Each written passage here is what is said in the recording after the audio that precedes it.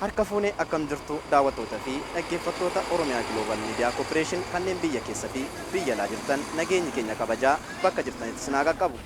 Daawwattootaa fi dhaggeeffattoota Oromiyaa Global Media Corporation kun qophii xiyyee qaroominaati. Qophii xiyyee qaroominaa keenyaadhaatiin ammoo magaalaa Adaamaa aanaa Bareechatti argamuudhaan kalaqa garaa garaa dhaabbata iddoo yookaan Idris jedhamu maddeetti argamuudhaan tokko lamaan kan isin biraan geenyu ta'a. Daawwattoota fi dhaggeeffattoota keenya hanga xumura qophii keenyatti nu waliin bu'aa nu hordofaa jechuun immoo affeerraa keenya. Qophicha qopheessuun kan isin biraan ga'u ani Lalisaa Dabbabaa gama ogeessa kaameraatiin ammoo Caalaa Rumdasaa na waliin tura nu waliin bu'aa.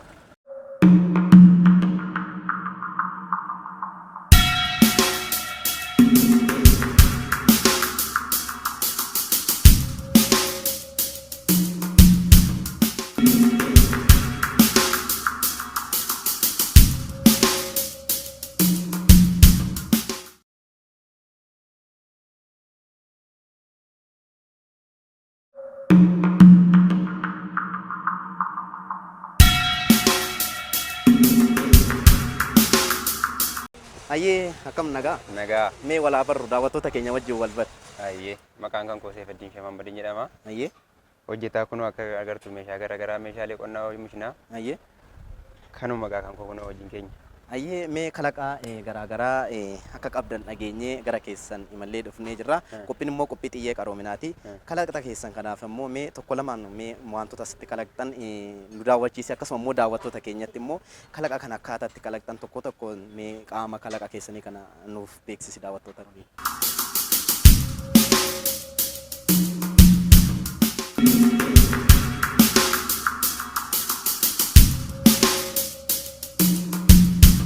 Mee kalaqni asin as keessaa qabdan maal fa'a?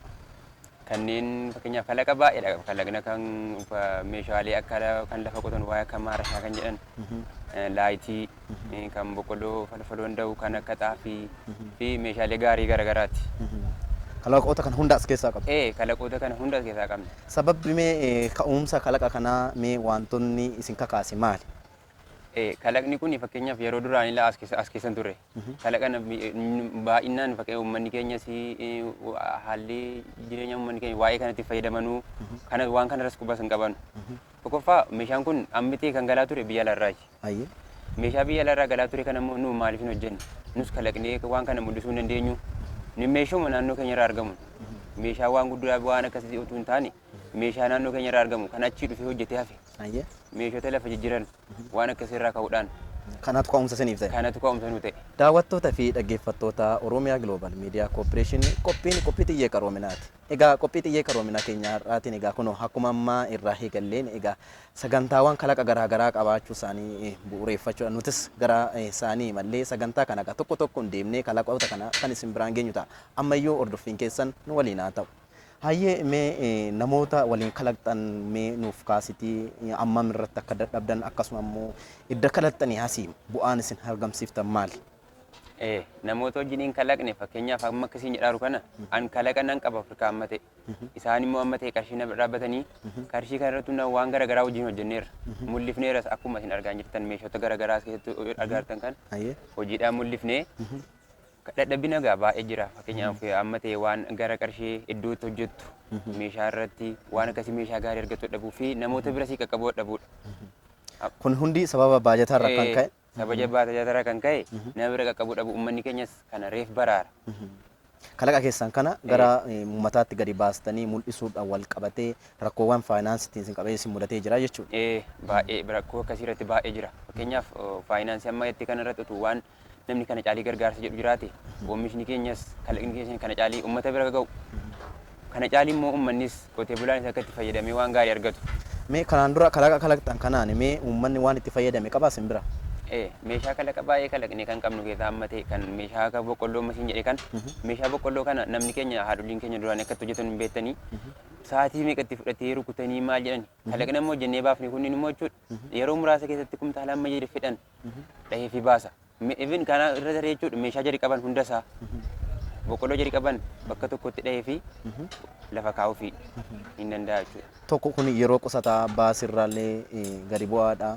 Kanaaf kalaqni keessan kun gara baadiyyaatti bahillee bu'aa guddaa uumaa jira jechuudha. Baadiyyaa irratti baay'ee bu'aa uumaara kan boqqolloo kan xaafii meeshaalee lafa qotan kana sangoota duraanii sa'aatii meeqotaa oolan har'a kun meeshaa akkanaa kana oomishuudhaan uummata bira gaafa qaqqabsiif uummanni itti fayyadamee gammachuudhaan kana caalii itti fayyadamaara.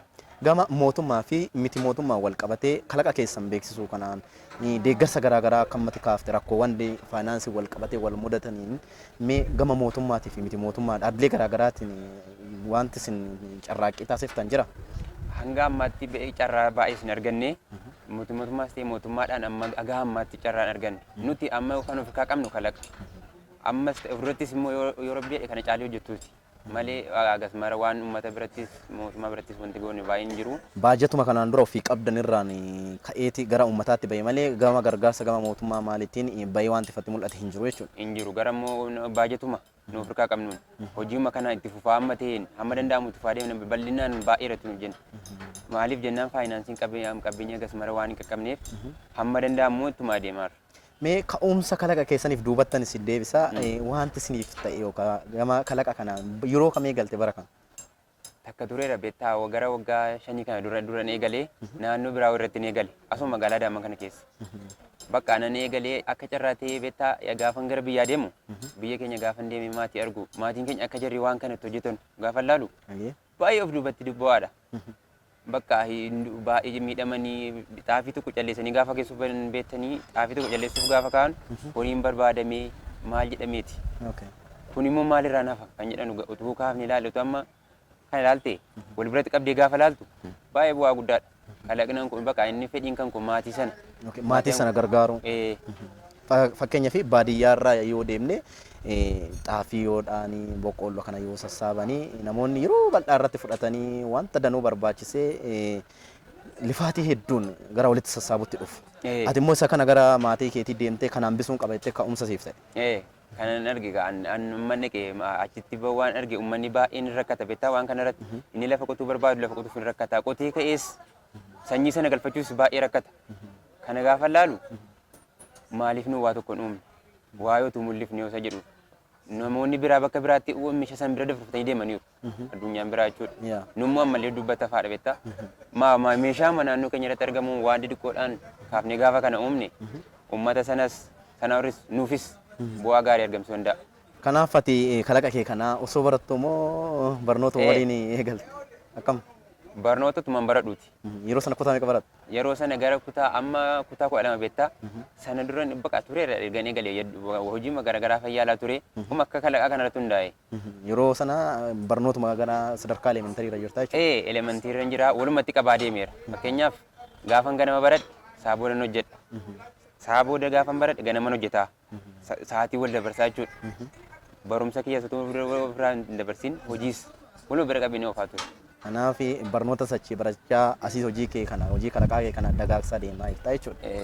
Mee erga kalaqa kee kana kalaqxee as waggoota 5 jettee natti himteerta. Mee faayidaan ati irraa argatte gammachuun sammuun keetti argate maali? Faayidaa baay'een akka faayidaas argadheera. Gammachuu irra jaalii kan argadhe faayidaa isaa irra fakkeenyaaf uummanni akkamitti dura sitti misan agarte uummanni baay'ee miidhamaa ture.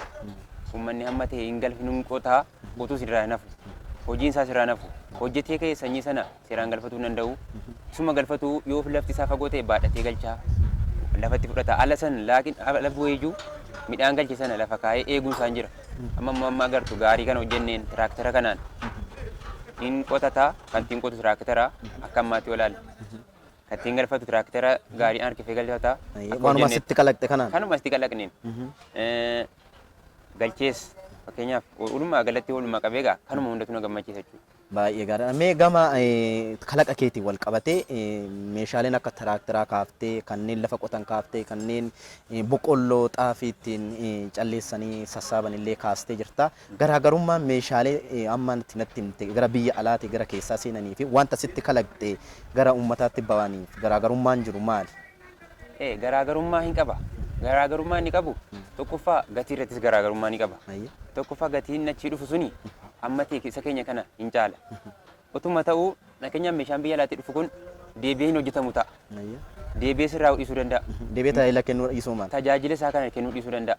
Inni nu biraa kun immoo numa tuume akkaataa naannoo irra magaalaan jiru akkaataa itti waa garaajiin bakka hojjetamu namni hojjetu akkaataa jiru waan beeknuuf hamma nu danda'amu nam bakka itti badeetti sirreessuudhaan waanuma keessa irraa danda'u badees sirraa'es as keessatti waan sirraa danda'u jechuudha.